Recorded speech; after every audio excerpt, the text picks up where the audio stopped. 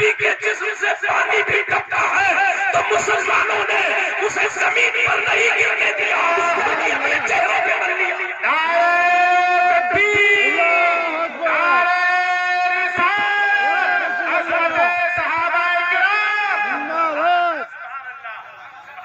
میں سامنے کھڑے ہوئے لوگوں کو بھی کہنا چاہوں گا، میں نہیں پہچانتا ہوں، اللہ کی قسم مدینے میں میرے مصطفیٰ لینے کا تمہیں پہچانتے بھی ہے، تمہیں جانتے بھی ہے۔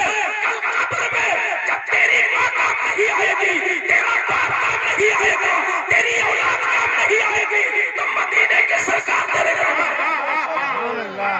بیٹھ جاؤ منظم ہو کے، اور کچھ مجھ سے بھی ٹوٹے پھوٹے انداز میں لے کے چلے جاؤ۔ مجھے اس کا احساس ہے کہ جب مجھ سے پہلے اتنے پرزور خطیب نے آپ کو دیا بہت کچھ، مگر آپ نے لینے کی کوشش نہیں کی۔ مجھ سے پہلے یہ اتنے اچھے صداقہ ہماری جماعت کے، اللہ ان کی عمر کو اور لمبی بخشے۔ جس وقت میں بیٹھا ہوں، ہمارے مرحوم خطبہ بھی اس وقت نہیں کامیاب ہوتے تھے۔ مرحوم خطبہ اگر وہ آ جائے تو اس کی شہادت دیں گے، لیکن مجھے یہ امید ہے کہ جس آل رسول کی زیارت کے لیے تمہاری آنکھیں بیتاب ہیں، وہ تو بظاہر یہاں نہیں ہے، مگر ان کا فیضان یہاں ہے۔ سبحان اللہ، سبحان اللہ، ان کا فیضان یہاں ہے۔ سبحان اللہ۔ میں آج کچھ چاہتا ہوں کہ اتنا مجمع الحمدللہ۔ سنڈیلا میں ایک دن گیا، نماز جنازہ ہوا، نماز جنازہ کے بعد ایک مولوی نے پایا کہ مجمع اچھا ہے، تو میں کچھ اپنی بات کہہ دوں۔ تمہارے ایمان پہ ڈاکہ ڈالنے والے تو قبرستان میں بھی سننے کے لیے تیار ہیں۔ تمہارے ایمان کی دولت پر شب خون مارنے والے تو قبرستانوں کو بھی جلسہ گاہ بنا لیتے ہیں۔ اے منوریا اور اطراف کے مسلمانوں، اتنا حسین انتظام، تمہیں تقریر سننے کی بیتابی نہیں ہے؟ ان تمہارے ہاروں سے ان کا قرآن تازہ نہیں ہو جائے گا؟ تم دعا دو ان کو، دعا دو ان کو کہ یہ ایسے حافظ قرآن بنے جیسے غریب نواز حافظ قرآن۔ سبحان اللہ، سبحان اللہ۔ اگر کسی اور جماعت کو اتنا بڑا مجمع مل جائے تو وہ اپنا مسلک 15-20 منٹ میں ایسا پلا دیتے ہیں، مگر ہمارے سنی لوگ جب کچھ لینا نہیں چاہتے تو علم دے تو کیسے دیتے؟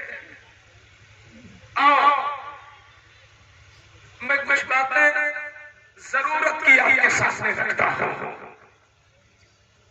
بخاری شریف، مسلم شریف، بلکہ جتنی بھی معتبر کتابیں ہیں بڑی بڑی، ساری بڑی کتابوں میں یہ لکھا ہوا ہے۔ معتبر کتابوں میں وہی بریلی میں چلتی ہے اور وہی ندوہ میں پڑھائی جاتی ہے۔ کیا ہے کہ قبر میں جب مردے کو لٹایا جاتا ہے تو اس سے 3 سوال ہوتے ہیں۔ سنا نا؟ 3 سوال ہوتے ہیں۔ پہلا سوال، من ربک، اے مردے بتا تیرا رب کون؟ تو اگر وہ مسلمان تھا، توحید والا تھا، اللہ کو ایک مانتا تھا، تو وہ کہتا ہے ربی اللہ، میرا رب اللہ۔ بتاؤ جواب صحیح ہے؟ جی صحیح، جواب بالکل صحیح۔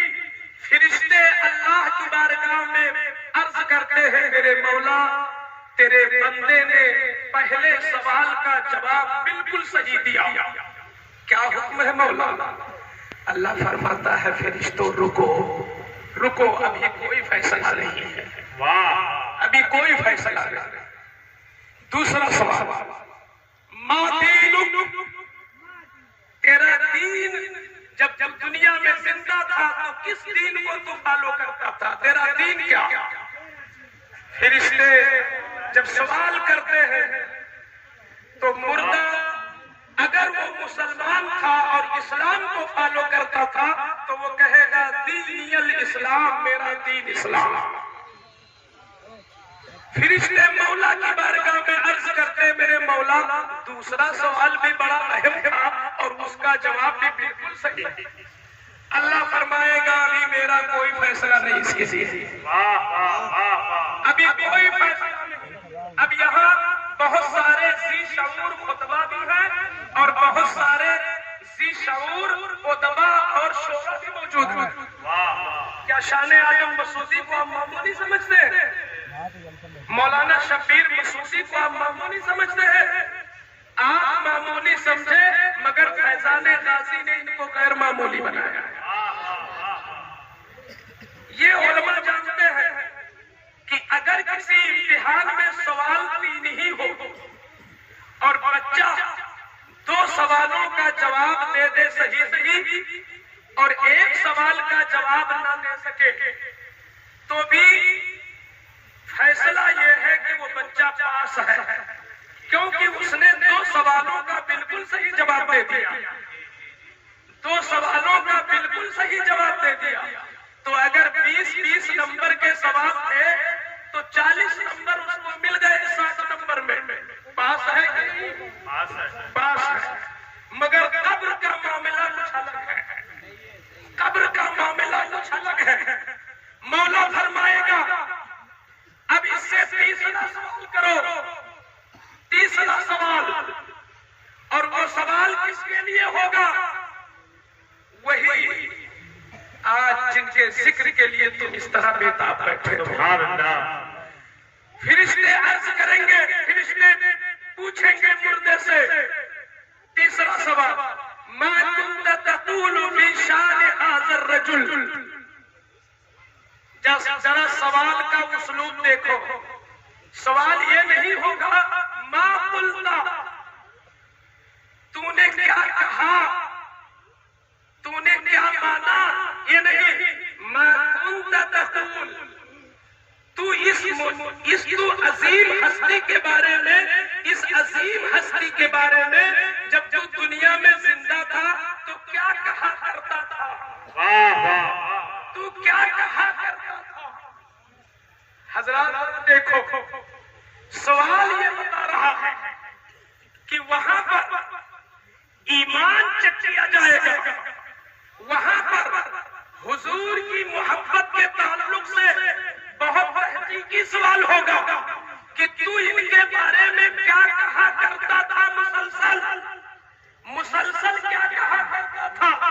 اب اگر کوئی ہماری مسجد میں چند دن چھپ کر ہمارے بھیس میں آ کر مجبوراً سلام پڑھ لے وہ بھی نکل گیا، اگر کوئی سنی ماحول میں پہنچ کر چند دن حضور کو قیبدہ مان لے، حضور کو حاضر و ناظر مان لے، حضور کو افضل الانبیاء مان لے، صرف سنیوں کے دباؤ میں وہ بھی خارج ہو گیا، کیونکہ سوال یہ نہیں ہوگا کہ تم نے کیا کہا تھا، بلکہ سوال یہ ہوگا کہ مسلسل تو کیا کہا کرتا تھا، تو اپنوں کے بیچ میں، تو غیروں کے بیچ میں، تو رات میں، تو دن میں، تو جلسے میں، تو کمرے میں، میدان میں، مسجد میں، مدرسے میں، خلوت میں، جلوت میں، مسلسل تو انہیں کیا کہا کرتا تھا۔ تو جو ہر حال میں اپنے نبی کی غیب کو مانتے ہیں، حضور کو حاضر و ناظر مانتے ہیں، حضور کو تمام کائنات میں افضل و اعلیٰ مانتے ہیں، وہی سنی مسلمان اس سوال کا جواب دے سکیں گے، کوئی نہیں دے سکے گا، صرف وہی دے سکیں گے جو امام احمد رضا کے حضرت پر۔ نعرہ تکبیر، نعرہ رسالت، مسلک اعلیٰ حضرت، جلسے دستار بندی۔ اب ایک بہت آسان چیز یہ بتاؤ، اس میں بہت سارے لوگ ہیں جو انگریزی جانتے ہیں، انگریزی جانتے ہیں، یہ بتاؤ یہ ہمارے سامنے یہ طلبہ جن کی دستار ہوئی ہے تو ہم ان کی طرف جب اشارہ کریں گے تو انگریزی میں ان کو دس کہیں گے، دس یا دیٹ کہیں گے، دس کہیں گے نا، قریب میں دس، اگر دور ہو جائے وہاں بیٹھا دیا جائے مجمع کے کنارے تو آپ کہیں گے دائیں. ایسے ہی عربی میں قریب کے لیے ہاذا، قریب کے لیے ہاذا اور دور کے لیے ذالک. قریب کے لیے ہاذا، دور کے لیے ذالک. میں امام احمد رضا کے مسلک کی وضاحت کرنا چاہتا ہوں، اس مسلک میں تذبذب نہ رہے. قریب کے لیے ہاذا اور دور کے لیے ذالک. آپ جس کتاب کو بھی اٹھاؤ گے تیسرا سوال یہی ہوگا لکھا ما كنت تقول في شأن الرجل.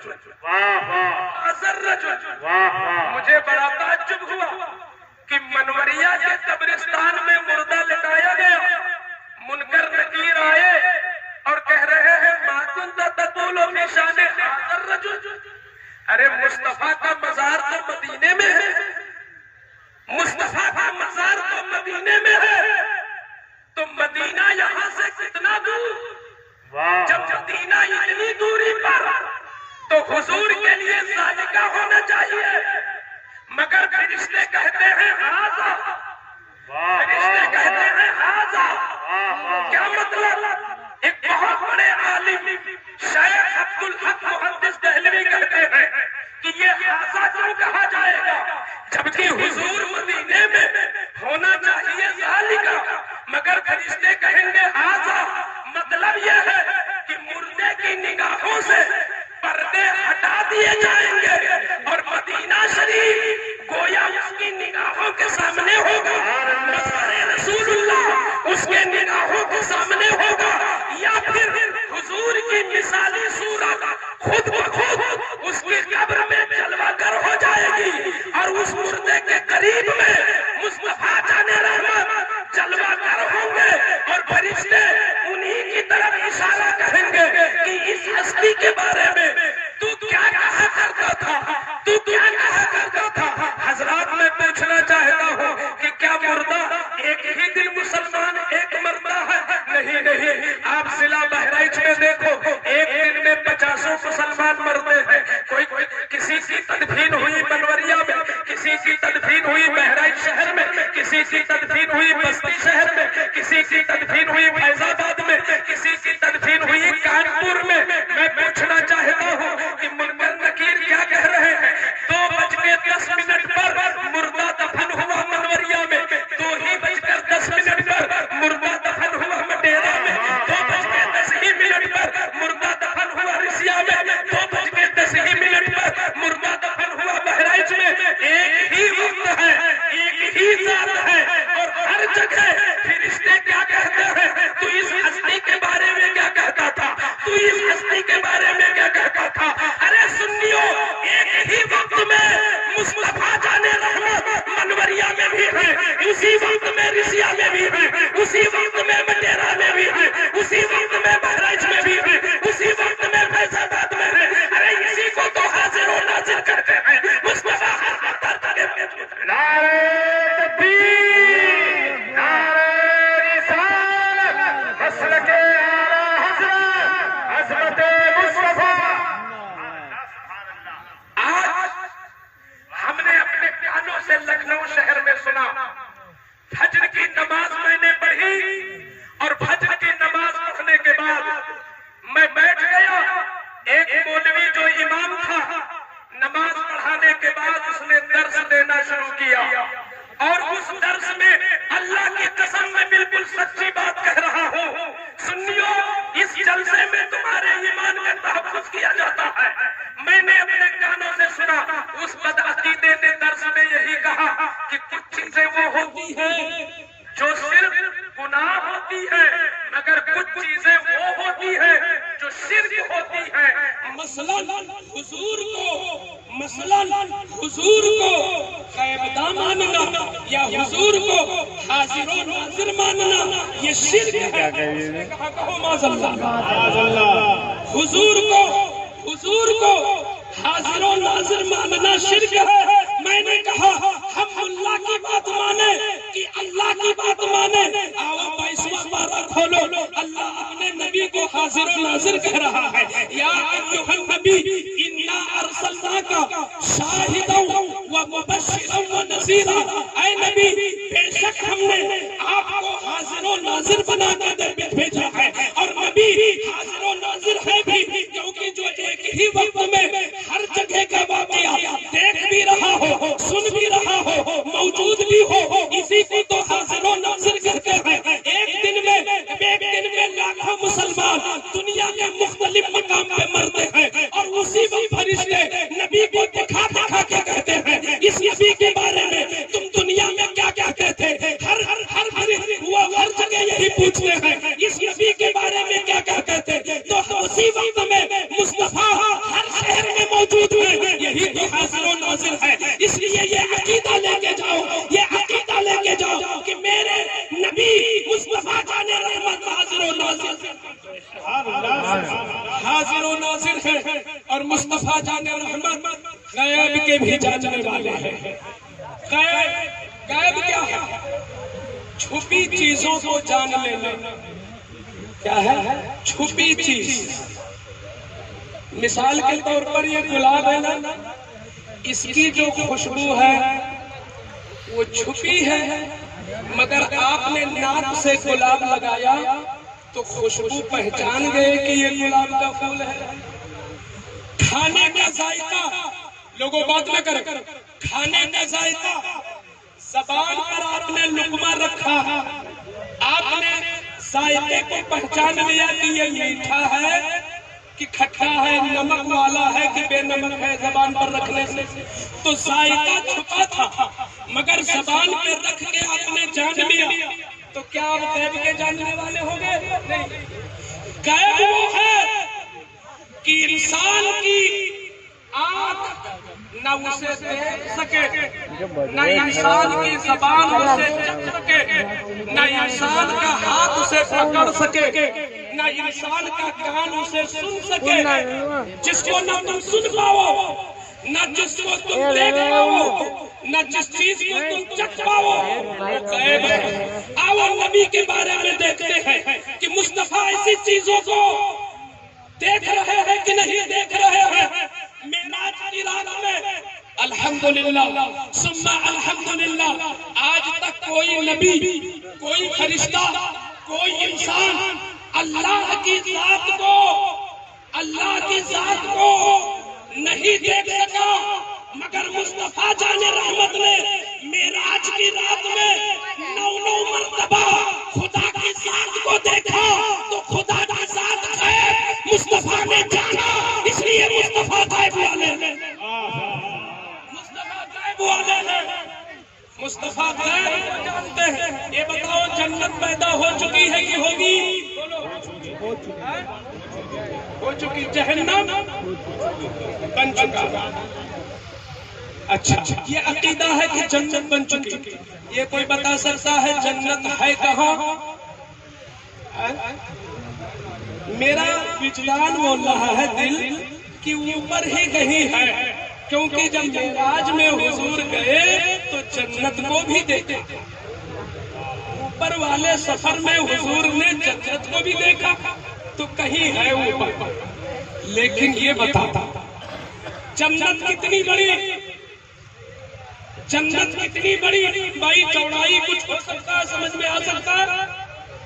اب میں قرآن کی روشنی میں، قرآن کی تفسیر کی روشنی میں جنت کی لمبائی چوڑائی سمجھنا چاہتا ہوں، اور ذرا دیکھو کہ جنت کو بھی جان لینا غیب ہے، جنت کو بھی جان لینا غیب ہے۔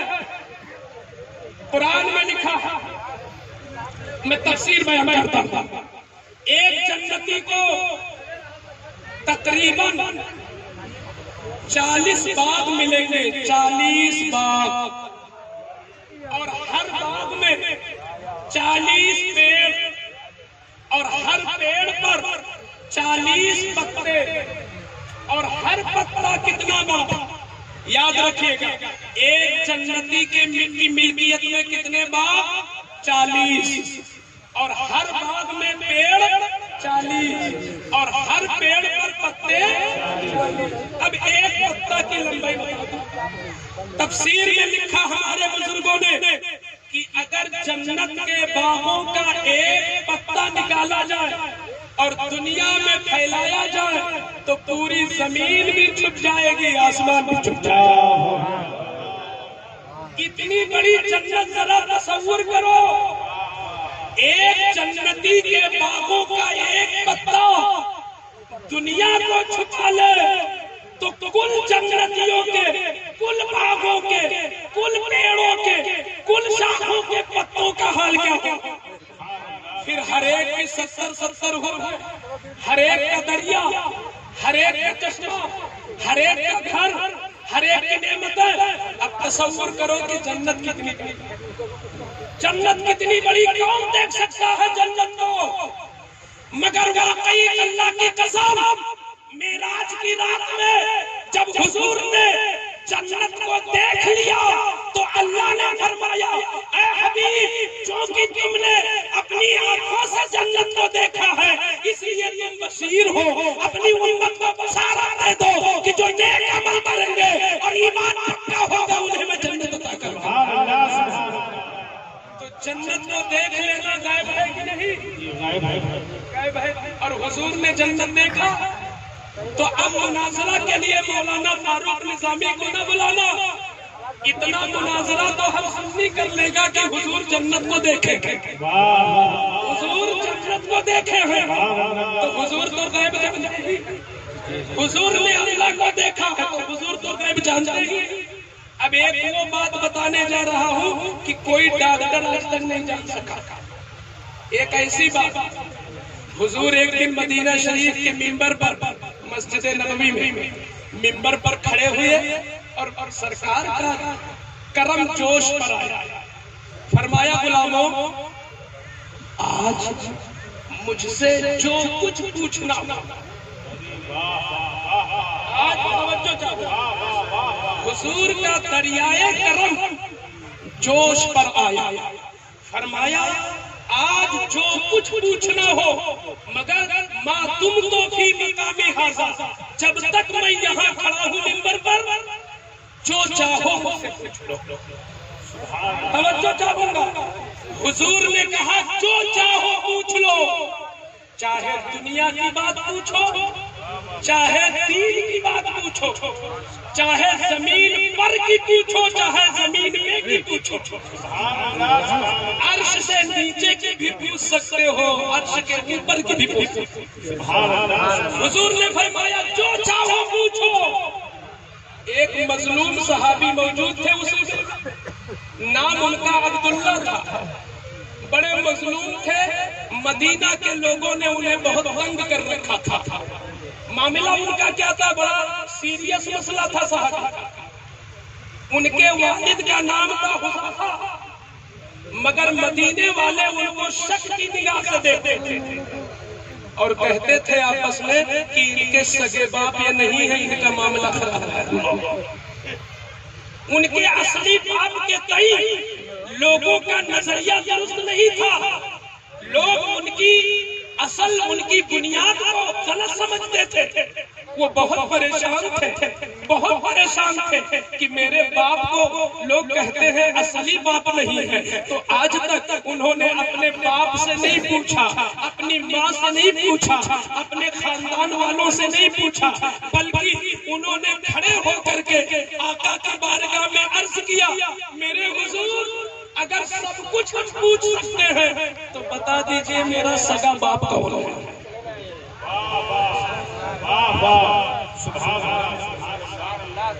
یہ علماء جا رہے ہیں ضرورت کے تحت, آپ قطعی منتشر نہیں ہوں گے کیونکہ ان کے مدرسے میں کل بہت بڑا پروگرام ہے جس کی وجہ سے جا رہے ہیں. آپ کا کام ہے آپ اپنے ایمان کو تازہ کریں. توجہ میری طرف, احترام ان کا. آپ دیکھو کہ کیا پوچھا, سوال ذرا دیکھو. امریکہ کا سائنس اور دنیا کی ٹیکنالوجی فیل ہو جائے نگاہ مصطفیٰ پر. سوال کیا تھا کہ میرا سگا باپ کون ہے. یہ علماء یہاں تشریف رکھتے, یہ بتاؤ کیا کوئی اپنے بارے میں خلاف کعبہ تھام کر یہ قسم کھا سکتا ہے کہ واقعی میرے باپ یہی ہے؟ قسم نہیں کھا سکتے نا. ہمارا ایمان ہے, ہمارا حسن ظن ہے اور ہم محبت کرتے ہیں. دیکھیں, اگر کوئی کہے قرآن پکڑ کر کے قسم کھا لو اور اگر یہ شرط رکھ دیا جائے کہ تم نے غلط بولا تو تمہاری شفاعت نہیں ہوگی, تو ہم جھجک جائیں گے کہ میں کیا جانوں, میں کیا جانوں, مجھے بتایا گیا یہی میرے باپ ہے تو میں مانتا ہوں میرے باپ.